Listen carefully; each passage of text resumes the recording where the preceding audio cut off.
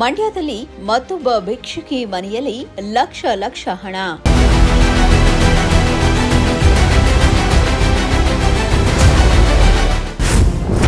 ಹತ್ತು ವರ್ಷ ಭಿಕ್ಷೆ ಬೇಡಿ ಲಕ್ಷಾಂತರ ಹಣ ಸಂಗ್ರಹಿಸಿದ್ದ ವೃದ್ಧೆ. ಇತ್ತೀಚೆಗಷ್ಟೇ ಮಂಡ್ಯ ನಗರದಲ್ಲಿ ಮೃತಪಟ್ಟ ವೃದ್ಧೆಯೋರ್ವರ ಮನೆಯಲ್ಲಿ ಸುಮಾರು 8 ಲಕ್ಷಕ್ಕೂ ಅಧಿಕ ಹಣ ಪತ್ತೆಯಾಗಿದ್ದು, ಇದೀಗ ಭಿಕ್ಷೆ ಬೇಡಿ ಜೀವನ ನಡೆಸುತ್ತಿದ್ದ ಮತ್ತೊಬ್ಬ ವೃದ್ಧೆಯ ಮನೆಯಲ್ಲಿ ಮೂಟೆಗಟ್ಟಲೆ ಹಣ ಪತ್ತೆಯಾಗಿರುವ ಘಟನೆ ಮಂಡ್ಯ ಜಿಲ್ಲೆಯ ಶ್ರೀರಂಗಪಟ್ಟಣದಲ್ಲಿ ನಡೆದಿದೆ. ಹೌದು, ಶ್ರೀರಂಗಪಟ್ಟಣದ ಪೂರ್ಣಯ್ಯ ಬೀದಿಯಲ್ಲಿ ಸಾವಿತ್ರಿ ಎಂಬ ವೃದ್ಧೆ ಹಲವು ವರ್ಷಗಳಿಂದ ಒಂಟಿಯಾಗಿ ವಾಸವಾಗಿದ್ರು. ಮನೆಯಲ್ಲಿ ಸ್ವಚ್ಛತೆ ಇಲ್ಲದೆ, ಸರಿಯಾದ ಬೆಳಕಿನ ವ್ಯವಸ್ಥೆಯೂ ಇಲ್ಲದೆ ಜೀವನ ಸಾಗಿಸುತ್ತಿದ್ದರು. ಪ್ರತಿನಿತ್ಯ ಭಿಕ್ಷೆ ಬೇಡಿ ಬಂದ ಹಣವನ್ನು ಖರ್ಚು ಮಾಡದೆ ಚೀಲಗಳಲ್ಲಿ ಸಂಗ್ರಹಿಸಿಟ್ಟುಕೊಳ್ಳುತ್ತಿದ್ರಂತೆ. ಇನ್ನು ವೃದ್ಧೆ ಸಾವಿತ್ರಿ ಮನೆಯಿಂದ ಹೊರಗೆ ಬಾರದಿದ್ದನ್ನು ಗಮನಿಸಿದ ಸ್ಥಳೀಯರು ಅನುಮಾನಗೊಂಡು ಮನೆಗೆ ತೆರಳಿ ನೋಡಿದಾಗ ಅವರು ಅನಾರೋಗ್ಯದಿಂದ ನರಳುತ್ತಿರುವುದು ಕಂಡುಬಂದಿದೆ. ಕೂಡಲೇ ಸ್ಥಳೀಯರು ಆಕೆಗೆ ಊಟ ನೀಡಿ ಉಪಚರಿಸಿ ವೈದ್ಯಕೀಯ ನೆರವು ಕಲ್ಪಿಸಿದ್ದಾರೆ. ಐತಿಹಾಸಿಕ ಮತ್ತು ಪುರಾಣ ಪ್ರಸಿದ್ಧ ಮಾತಾ ಕ್ಷೇತ್ರ ಬರೀ ದಸರಾ ವಿಚಾರಗಳಿಗೆ ಮತ್ತು ಅವಕ್ಕೆಲ್ಲ ಮತ್ತು ತೀರ್ಥಕ್ಷೇತ್ರ ಮತ್ತು ಶ್ರಾದ್ದ ವೈದಿಕಗಳಿಗೆ ಪ್ರಚಾರ ಆಗ್ತಿತ್ತು.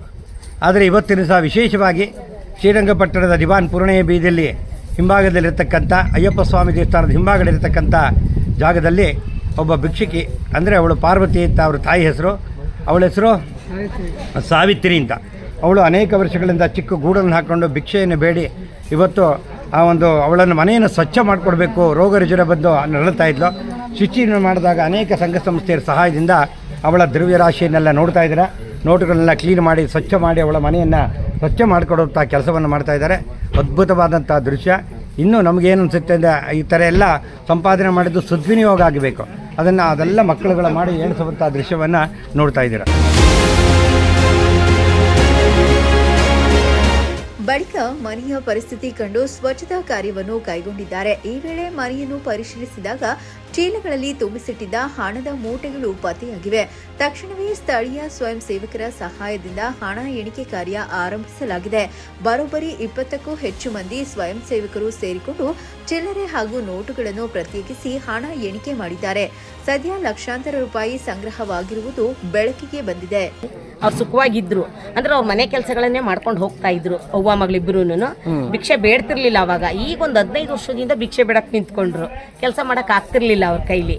ಆಮೇಲೆ ನೋಡಿದ್ವಿ, ಇವಾಗ ನೋಡಿದ್ರೆ ಅವಳು ಸಾವಿತ್ರಿ ಅನ್ನೋಳು ತುಂಬ ವೀಕ್ ಆಗಿದ್ದಾಳೆ. ಇವತ್ತು ಎದ್ದೇಳೋಕ್ಕೆ ಆಗಲಿಲ್ಲ ಅವಳಿಗೆ. ಸ್ನಾನ ಆಗ್ತಾ ಇಲ್ಲ, ಊಟ ಇಲ್ಲ, ತಿಂಡಿ ಇಲ್ಲ. ಯಾಕೆ ಹಿಂಗೆ, ಎಲ್ಲಿ ಸತ್ತೋಗ್ಬಿಡ್ತಾಳೋ ಅನ್ನೋ ಬೈಕೆ ಇವತ್ತು ಮೈಸೂರ ಟ್ರಸ್ಟಿಯವ್ರ ಕಡೆಯವ್ರನ್ನ ಕರೆಸ್ಕೊಂಡು ನಾವು ಸಮಾಜದ ರಂಗನಾಯಕಿ ಸಮಾಜದ ಅಧ್ಯಕ್ಷ ನಾನು ಇವ್ರನ್ನೆಲ್ಲ ಕರೆಸ್ಕೊಂಡು ಇವತ್ತು ಬನ್ರಪ್ಪ ಅಂದೆ. ಅವಳು ಅಕ್ಕ ನೀವಿದ್ರೆ ಮಾತ್ರ ಮಾಡಿಸಿ, ಇಲ್ಲದೇ ಇದ್ರೆ ಬೇಡ ಅಕ್ಕ ಅಂದ್ಲು. ಸರಿ, ನಾವು ಹೊಟ್ಟೋಗ್ಬಿಡ್ತಾಳಲ್ಲ, ನಾವು ಎದುರುಗಡೆನಲ್ಲಿ ದುಡ್ಡೆಲ್ಲ ಲೆಕ್ಕಾಚಾರ ಆಗಲಿ, ಅವಳಿಗೂ ಒಂದು ತೃಪ್ತಿ ಆಗುತ್ತೆ ಅಂತ ಇವತ್ತು ಎಲ್ಲ ಲೆಕ್ಕಾಚಾರಕ್ಕೆ ನಿಂತ್ಕೊಂಡು ಮನೆಯೆಲ್ಲ ಅನಿಸುತ್ತೆ ಮೇಡಮ್. ಇಷ್ಟೊಂದು ಚಿಲ್ಲರೆ ಕಾಸು, ಇಷ್ಟೊಂದು ದುಡ್ಡು ಇದೆ, ಇವ್ರ ಹತ್ರ ಯಾರೂ ಇಲ್ಲ. ಅದು ಅವರೇ ಸಪೋರ್ಟಿಂದ ಅವಳು ಭಿಕ್ಷೆ ಬೇಡಿದ ದುಡ್ಡೇನೆ ಅದು. ನಿಜವಾಗ್ಲೂ ಹೇಳಬೇಕು ಅಂದ್ರೆ ಒಳ್ಳೆ ಹುಡುಗಿನೇ. ಅಮ್ಮನೂ ಒಳ್ಳೆಯವರು, ಮಗಳೂ ಒಳ್ಳೆ. ಅವಳಿಗಾಗ್ಲೇ ಒಂದು 70 ವರ್ಷ ಆಗಿದೆ, 65, 70 ಆಗಿದೆ. ಯಾರು ಇಲ್ಲ ಈಗ, ಯಾರು ಇಲ್ಲ ಅವಳಿಗೀಗ. ಅಮ್ಮ ಒಬ್ಳಿದ್ಲು. ಇಷ್ಟೊಂದು ದುಡ್ಡು ಇದೆ, ಏನ್ ಮಾಡ್ತಾರೆ? ಅಮ್ಮ ಮಗಳು ಇಬ್ರು ಭಿಕ್ಷೆ ಬೇಡ್ತಾ ಇದ್ರು. ಆಮೇಲೆ ಗೌರ್ಮೆಂಟ್ ಇಂದ ಸ್ವಲ್ಪ ತಿಂಗಳು 2,000 ಬರುತ್ತಲ್ಲ, ಅದೊಂಚೂರು ಬರ್ತಿತ್ತು ಇಬ್ರಿಗೂನು. ಅದು ಇತ್ತು ಭಿಕ್ಷೆ. ಇದು ಅವರು ಭಿಕ್ಷೆ ಬಂದಿದ್ದ ದುಡ್ಡನ್ನ ₹1 ಖರ್ಚು ಮಾಡ್ತಿರ್ಲಿಲ್ಲ. ಯಾಕೆಂದ್ರೆ ಅಕ್ಕಪಕ್ಕದವರೆಲ್ಲ ಕಾಫಿ ಕೊಡ್ತಿದ್ವಿ, ಊಟ ತಿಂಡಿ ಕೊಡ್ತಿದ್ವಿ, ಸ್ನಾನಕ್ಕೆ ನೀರು ಕೊಡ್ತಾ ಇದ್ವಿ, ಸೋಪ್ ಕೊಡ್ತೀವಿ, ಶಾಂಪು ಕೊಡ್ತೀವಿ. ಅವಳು ಏನು ಖರ್ಚಿರ್ಲಿಲ್ಲ. ಅದರಿಂದ ಬಂದಿದ್ದ ದುಡ್ಡನ್ನೆಲ್ಲ ಶೇಖರಣೆ ಮಾಡಿದ್ಲು.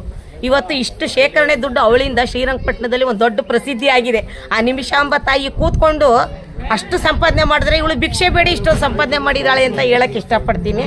ಆದರೂ ಒಳ್ಳೆ ಹುಡುಗಿ, ನಮ್ಮ ಪಟ್ಟಣದಲ್ಲಿ ಒಂದು ಹೆಸರುವಾಸಿಯೇ, ಅವಳಿಂದ ಒಂದು ಹೆಸರುವಾಸಿಗೆ ಆಗ್ತಾ ಇದೆ. ಇನ್ನು ಹಲವು ವರ್ಷಗಳಿಂದ ಭಿಕ್ಷೆ ಬೇಡಿ ಸಂಗ್ರಹಿಸಿಟ್ಟಿದ್ದ ಈ ಹಣವನ್ನು ಸಾವಿತ್ರಿ ಅವರ ಹೆಸರಿಗೆ ಡೆಪಾಸಿಟ್ ಮಾಡುವ ನಿರ್ಧಾರವನ್ನು ಸ್ಥಳೀಯರು ಕೈಗೊಂಡಿದ್ದಾರೆ. Bureau report, Prajashakti TV, Mandya.